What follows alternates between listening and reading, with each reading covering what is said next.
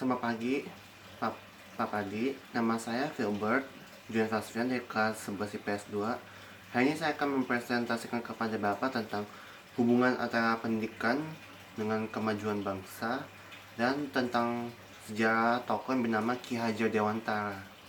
Yang pertama saya akan presentasikan kepada Bapak itu adalah hubungan antara pendidikan dengan kemajuan bangsa. Pendidikan dan kemajuan bangsa di antara sekian banyak agenda pembangunan bangsa, pendidikan itu adalah merupakan salah satu agenda penting dan strategis yang menuntut penentuan kemajuan bangsa pada masa depan yang akan datang. Sebab itu pendidikan adalah faktor ilmu yang paling penting dan faktor penentu kemajuan bangsa yang kita berhasil untuk membangun dasar-dasar pendidikan nasional dengan baik. Maka diharapkan dapat memberikan kontribusi terhadap kemajuan di bidang-bidang lain. Pendidikan merupakan salah satu bentuk investasi modal manusia atau bisa disebut human investment yang akan menentukan kualitas sumber daya manusia atau SDM pada suatu bangsa. Lalu bangsa-bangsa maju di dunia pasti topang oleh SDM berkualitas sehingga memiliki keunggulan yang hampir di semua bidang termasuk ekonomi. Menurut sejumlah ahli, krisis ekonomi yang demikian dahsyat yang melanda Indonesia selain disebabkan oleh faktor teknis ekonomi juga karena terbatasnya sumber daya yang kita miliki. Padahal sumber daya yang berkualitas merupakan unsur penting dalam membangun daya tahan ekonomi atau pada bangsa. Krisis multidimensional yang pernah melanda Indonesia sejak pertengahan pada bulan Juli 1997 hingga pengaruhnya sampai sekarang seolah menegaskan dan semakin meyakinkan kita betapa faktor SDM itu amat vital. Pendidikan merupakan salah satu elemen paling penting dalam membangun SDM yang berkualitas. Lalu terlebih lagi masuk kepada abad ke-21 yang ditandai oleh proses globalisasi dengan persaingan yang sangat ketat, maka bangsa Indonesia dituntut untuk menyiapkan SDM berkualitas yang memiliki keunggulan kompetitif. Semua itu hanya bisa diperoleh melalui pendidikan yang bermutu. Dengan demikian, pendidikan yang baik dan bermutu merupakan kondisi sine qua non bagi upaya memenangkan kompetisi global.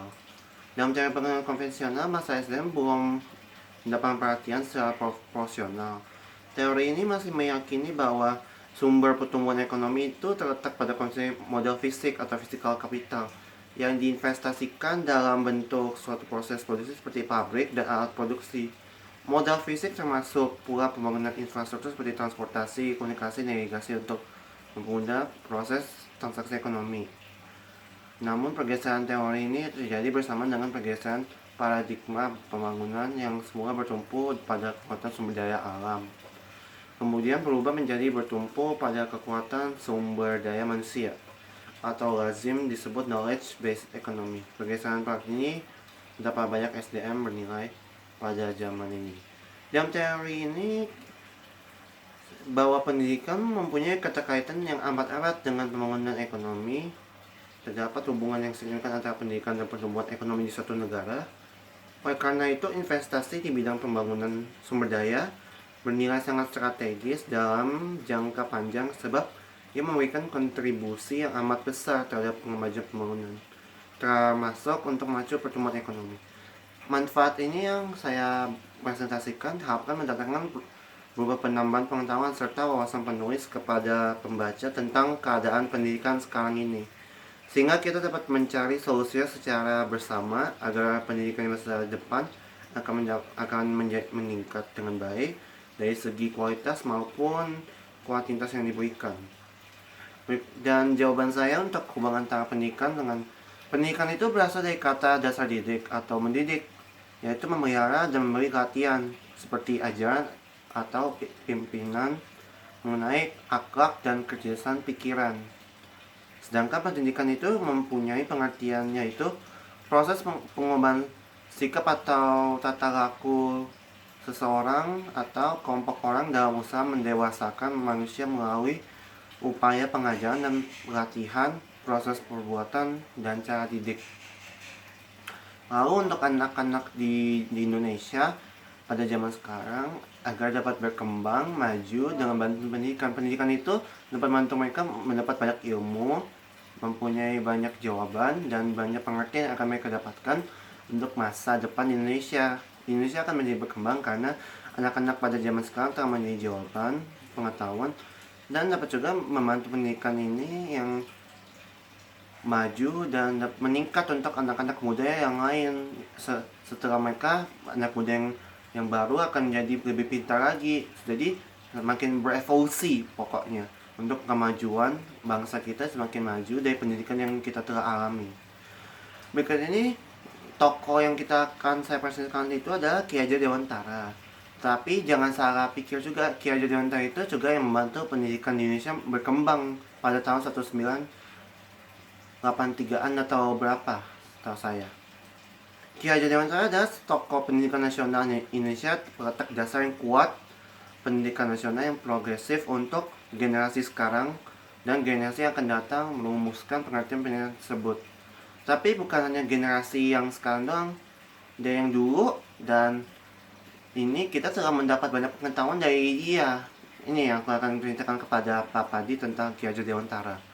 Pendidikan umumnya berarti dari upaya untuk memajukan bertumbuhnya budi pekerti atau kekuatan batin karakter, lalu pikiran atau bisa intelektual dan tubuh anak.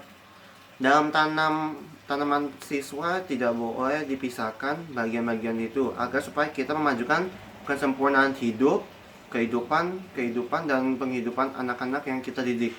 Selaras dengan dunia Ki Hajar Dewantara pada tahun 1977. Dari etimologi dan analisis pengertian pendidikan di atas, secara singkat, pendidikan itu dapat dirumuskan sebagai tuntunan pertumbuhan manusia sejak lahir hingga tercapai kedewasaan jasmani dan rohani. Dalam interaksi dengan alam dan lingkungan masyarakatnya, pendidikan itu merupakan sebuah proses yang terus kita meningkatkan dan terus kita laksanakan dengan tidak berhenti. Di dalam proses pendidikan ini, keruhuan martabat manusia dipegang erat karena manusia itu yang terlibat dalam pendidikan ini adalah subjek dari pendidikan. Karena merupakan sebuah subjek di dalam pendidikan, maka dituntut suatu tanggung jawab agar tercapai suatu hasil pendidikan yang baik. Jika memperhatikan bahwa manusia itu sebagai subjek dan pendidikan mengatakan hakikat manusia pada hal yang terpenting, maka perlu diperhatikan juga masalah otonomi pribadi. Maksudnya adalah manusia itu adalah sebagai subjek pendidikan yang harus bebas untuk ada sebagai dirinya yang pribadi dan yang bertanggung jawab. Lalu yang saya ketahui itu dari persidangan tersebut sangat jelas bahwa adanya sebuah perubahan pada subjek-subjek pendidikan itu sendiri. Seperti bahasa yang sederhana, demikian ada juga perubahan yang kita bisa lari dari tidak mengerti menjadi mengerti, dari mengerti menjadi tidak mengerti. Tapi perubahan-perubahan yang terjadi setelah proses pendidikan itu tentu saja tidak sesempit itu. Karena pendidikan itu pasti terus berevolusi, semakin ada pengetahuan baru yang kita pelajari. Maka kita tidak boleh berhenti pada stop di sana, kita nggak boleh berhenti pada bagian di sana. Lalu karena perubahan-perubahan itu menyangkut aspek perkembangan jasmani dan rohani juga. Melalui pendidikan manusia menyadari hakikat dan martabatnya di dalam relasinya yang tak terpisahkan dengan alam lingkungannya dan sesamanya. Itu berarti pendidikan sebenarnya mengarahkan manusia menjadi insan yang sadar diri dan sadar lingkungan. Dari kesadarannya itu mampu memperbarukan diri kita yang saat ini dan lingkungannya tanpa kehilangan kepribadian yang tidak terjabut dari akar tradisi pada zaman ini. Kualitas pendidikan di Indonesia pada saat ini ada dua faktor yang khusus di Indonesia, yaitu ada faktor internal sama faktor eksternal. Internal itu meliputi jajaran dunia pendidikan baik di Departemen Pendidikan Nasional atau juga DPN, Dinas Pendidikan Daerah, dan juga sekolah yang berada di garis depan. Dalam hal ini, intervensi dari pihak-pihak yang terkait sangat dibutuhkan agar pendidikan senantiasa selalu terjaga dengan baik. Lalu faktor eksternal adalah masyarakat pada umumnya, di mana masyarakat merupakan ikon pendidikan dan merupakan tujuan dari adanya pendidikan, yaitu sebagai objek dari pendidikan. Pada faktor yang menyebabkan kualitas pendidikan ini semakin terpuruk, faktor tersebut adalah rendahnya kualitas sarana fisik, kualitas guru, rendahnya kesadaran guru, rendahnya prestasi siswa, kurangnya pengetahuan kesempatan pendidikan, rendahnya relevansi pendidikan dengan kebutuhan, mahalnya biaya pendidikan. Lalu solusinya itu ada hanya satu yang kita bisa lakukan. Seperti sepertinya ada satu dua, ya dua solusinya. Itu pertama solusi sistematik dan solusi teknis. Yang sistematik itu solusi dengan mengubah sistem-sistem sosial yang berkaitan dengan sistem pendidikan. Seperti yang diketahui, sistem ini pendidikan dapat berkaitan dengan sistem ekonomi yang akan diterapkan. Sistem pendidikan ini saat ini diterapkan dalam bentuk ekonomi kapitalisme atau mazhab neoliberalisme yang berprinsip antara lain meminimalkan peran dan tanggung jawab negara dalam urusan publik termasuk pendanaan pendidikan. Solusi teknis yaitu solusi yang menyangkut hal-hal teknis yang berkait langsung dengan pendidikan. Solusi ini misalnya untuk menyelesaikan masalah guru dan proses siswa. Maka dengan ada solusi-solusi ini, diharapkan pendidikan Indonesia sangat dapat bangkit, maju, dapat lebih bertanggung jawab dari keterpurukannya, sehingga dapat menciptakan generasi yang baru yang sumber dayanya menjadi tinggi, berkepribadian Pancasila, dan dapat bermartabat. Sekian dari presentasi saya tentang hubungan antara pendidikan dengan kemajuan dan tentang tokoh Ki Hajar Dewantara. Terima kasih untuk mendengarkan presentasi saya, Pak Padi.